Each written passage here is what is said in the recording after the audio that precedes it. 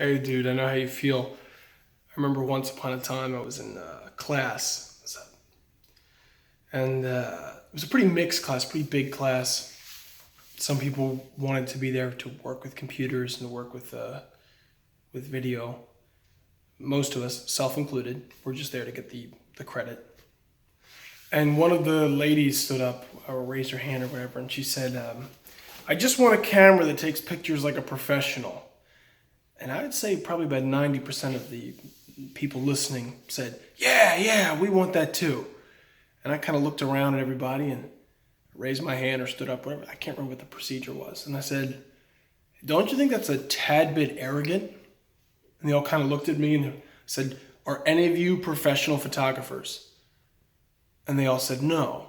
I said, "Me either." I said, "Don't you think it's a little arrogant to say, I want something that makes me take pictures like a professional if you're not a professional? It's not the tool that makes you a professional.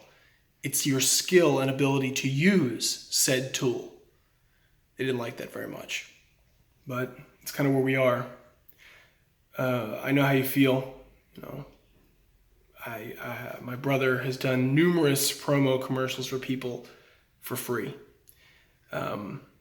Sometimes we went into it ahead of time knowing that it was like a networking thing. You know, this free labor will beget future work. But most of the time, it's the project gets done, and then people are like, "Well, I really can't. I don't want." And there's always some excuse.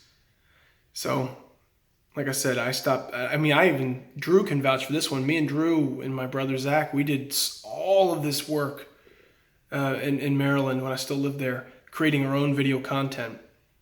Drew and my brother were the videographers.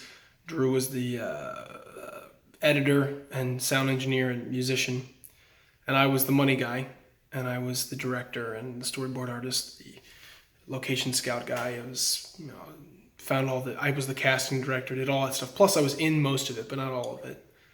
And yeah, I just kept getting poorer and poorer making my own content because you never make any money back. You can't even break even to the budget that you had to set forth.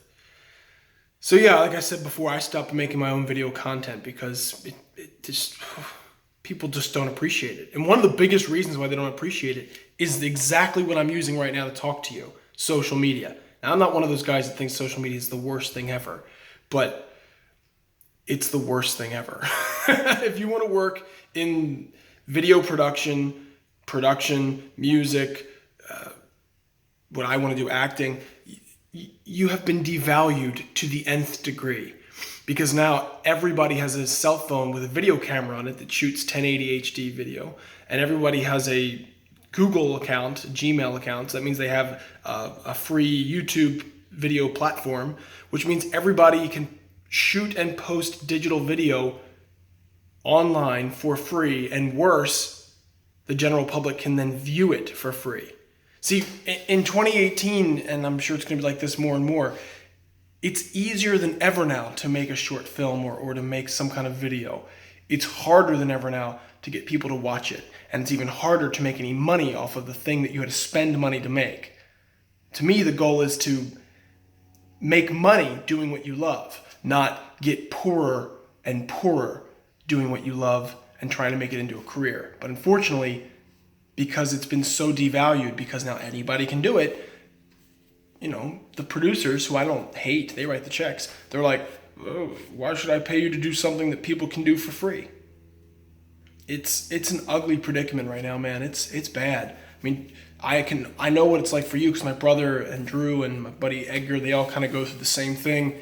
And I can, imagine what it's like for me, where they're like, "Oh, you're an actor? Well, so am I." Why? Because you posted something on YouTube? That's not an actor. Do you have an agent? Have you paid the entry fee to join SAG-AFTRA so you can actually put a contract in front of people and say, "If you don't pay me this, I'm not working for you"? And they go, "Oh, I can't afford you. All right, see you, bye." Have you done auditions? Have you ever auditioned for a big name project?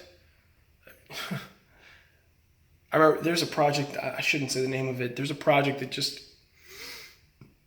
I'll give you a lot of clues so that it's really obvious what the project is. How about that? Sound fair? And I have the emails to prove this. My old agent sent me an audition opportunity for a movie with one of my favorite actors, Denzel Washington, and I was going to be it was a small part. I had maybe like 10 lines, something like that. Sign a non-disclosure, so I can't say the title. And it became very clear to me that they wanted me to play a Middle Eastern character. I had a beard then. And they asked me if I could do a Turkish accent. I said, wait, stop. Am I playing a Turkish man? And they said, yeah. And I said, I can't do this part. And they said, why? I said, because I'm not okay with whitewashing the character. And I lost the part. And then, like, a couple days ago, I saw the trailer for the movie in question. So it's one of those things where, as the bills keep coming in, I go further in debt. I go, should I have done it? So no, I understand how you feel, man. And just stick to your guns, and don't let people push you around. Don't be tempted to give in. I know it seems like it might be the solution, but a lot of times it's just a Band-Aid on a compound fracture. It's not going to help. So stick with it, man, and I'll keep pushing your name forward. Don't give up. And don't let people who suck make you suck. All right. Talk to you later, sir.